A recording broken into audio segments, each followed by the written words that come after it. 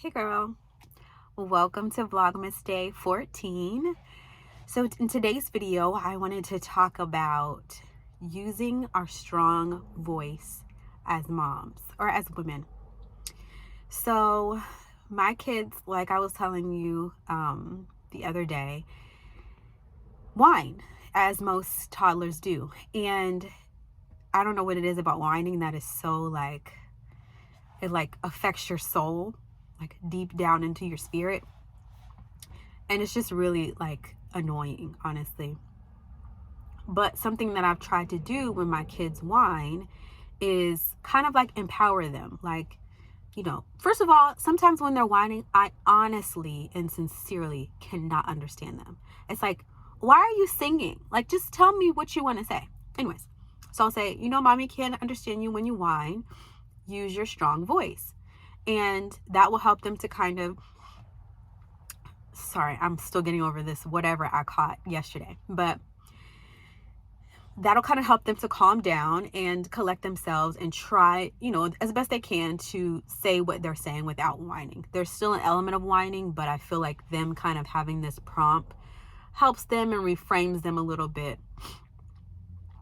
And today, I was thinking about how I ask my kids to use their strong voice, but I don't always use my strong voice as a mom. And I think that for whatever reason, I picked up that, like I was telling you guys before, if you're a mom, it's supposed to be hard. There's a lot going on. You're overwhelmed and you just live there. You just park there like it's enjoyable. Oh yeah, we commiserate. We talk about how hard it is. We talk about that it's overwhelming, and then that's it.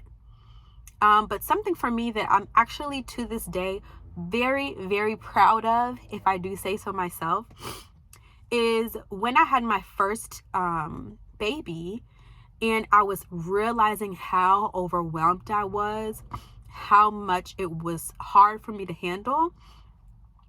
I talked to my husband about us having nights where we had the baby.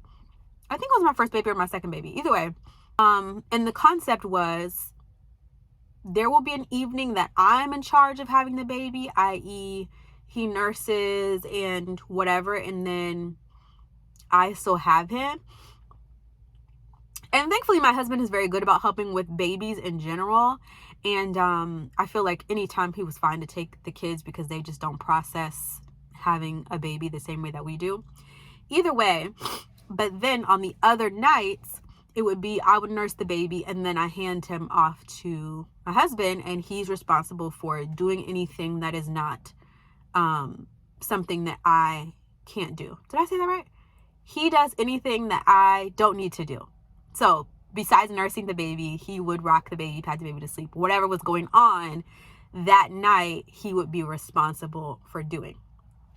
And to this day, I'm so proud of myself for coming up with that. I feel like it was totally God and the Spirit moving through me, helping me, wanting me to succeed. And to this day, now that we have 3 kids, we still implement the alternating nights. And honestly, I think a lot of it is still for me, because if the kids don't have a night where they know dad is in charge, they just come to me for everything. That's just what they naturally will do because they're with me more. But I feel like I can only cite that moment or that time as a time where I was using my strong voice. There are so many other times where I have been overwhelmed in the house or in marriage, or even something I realized, and let me know if you can relate to this, is if I'm in a drive-through, this is so crazy and I feel almost embarrassed to say it, that's why I'm still going to say it. But if I'm in a drive-through and I get my food, I have a lot of food restrictions, my kids have food restrictions, I need to check and make sure there's not cheese, there's not extra stuff on there that I don't need and I don't eat. And sometimes I can feel myself thinking so much more about the car behind me and them having to wait than I am thinking about what I need and checking what I have. And so there was a day where I went through the drive-thru. I felt kind of like, oh, I don't want to hold people up. And so I pulled away, and there was cheese or something on my sandwich, mayonnaise or something that I can't eat. And I had to pull back around in the drive-thru. I could have gotten out. No, I think it might have been when the insides of places were closed. So I had to pull all the way around, wait in line again to tell them, and it wasn't short that day, to tell them that my order was wrong. And I remember feeling so like frustrated with myself for not just taking the extra second to check my bag, let them know in the moment, them fix it, me get whatever sandwich it was back, and be on my merry way. Instead, I was so concerned with holding people up.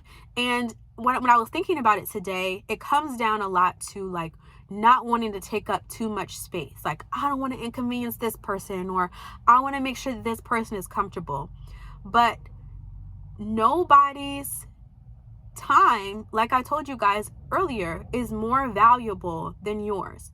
We all have the same amount of time, and all of our voices are important, and all of our needs are important. And because of that, we can say whatever we need to say, obviously in a respectful way, in a way that's considerate of others, whatever it is. But if it's important for us to voice, it is okay for us to voice it. It is okay for us to ask for help from support people when we are overwhelmed. Because what is not okay is to stay in a place of overwhelm and accept that as reality and then move on with life as if there's no options besides that. And I know that some people may not have help, they may not have the option of support, but also I wonder even if there's ways that even those people can still figure out some kind of support, some kind of way to give themselves relief. Either way, I'm not here to talk about people getting support or having support or whatever, because I don't know anything about not having support. What I do know is I've been asking my kids to use their strong voice when I don't always use my strong voice. And so I just want to encourage you, if you're struggling, if you're having a hard time in motherhood and you have the option for support, do not deprive people of the ability to help you, number one, and do not feel like your needs are not as important as the next person's, for you to be able to voice with your strong voice what it is that you need and ask for it confidently and ask for it with expectancy. I feel like it makes me think of a scripture that talks about in the morning you pray and then you wait in expectation for what you've prayed for. And I feel like I've been realizing a lot more just how much I can be faithless in the things that I believe are possible for me, and can be faithless in what I believe is possible for other people to do for me. And at the end of the day, that's none of my business. It just is not my business what other people have going on, or whether or not it's going to happen for me or not happen for me. What I'm responsible for and what I can do is make my request in expectation that they will happen, and let it go from there. Let the person decide, let God decide. God can move other people around. Like, we just never know. And so I just wanted to encourage you, as I'm encouraging myself, to use my strong voice in situations where I need to.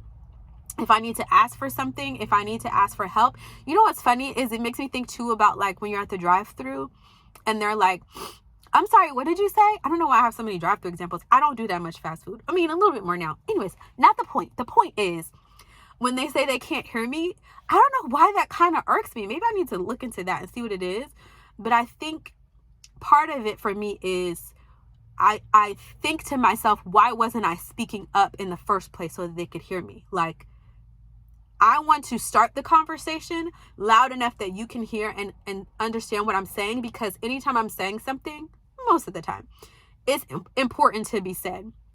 And even when it comes to like talking to a cashier or like asking a question in the store, I think sometimes it can feel like, oh, excuse me, do you guys have, like, I'm not doing that no more.